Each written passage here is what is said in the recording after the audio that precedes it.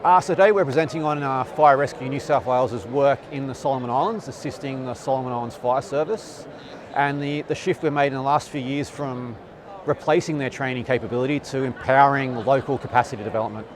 Brief history on the Solomon Islands: they had some ethnic tensions about 20 years ago, and Australia and the United Nations came in to provide support and rebuild the public structures. Through some relationships, Fire Rescue New South Wales has actually had in-country support to the Solomon Islands Fire Service for about 20 years. And sort of right across the whole public sector in that time, international advisors like ourselves from the Federal Police, the Defence Force, DFAT came in and assisted rebuild those institutions. What we found was a side effect, even of delivering really great quality training, was we're actually sort of disempowering some of the local staff. So it kind of became expected that the Australians would come in and do training, that the local trainers couldn't do it.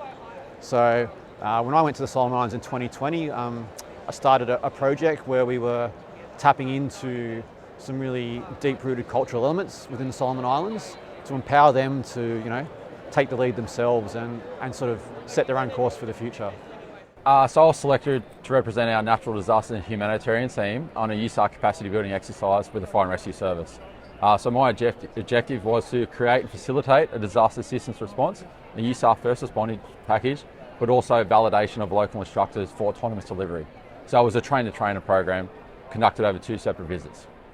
I've been to the Solomon Islands a couple of months, and my friend Mark, who's a station officer in the Solomon Islands Fire Service, said to me, oh brother, can you organise all the training this week and be there at the start? And I said, how come, mate? Like, you know what you're doing. You're very good at this. He says, no, my teammates don't believe I have the right to deliver training because I'm not Australian. And it twigged that, we had delivered really great training with fly-in, fly-out BA trainers, hazmat trainers, but they'd gone and left.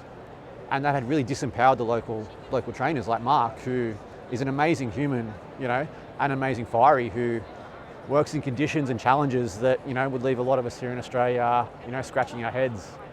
Right before the end of my time, we managed to have the first locally developed and locally led recruit training course in the history of the Solomon Islands. And that has actually continued on. So even this year, they've had another recruit class, which was, all the training was delivered by local staff. So I think that's a really positive step. And it really is that self-belief that they don't need us, people who look like us there, to do things for them. They have the power to do it themselves. I'd really like the audience today to take away,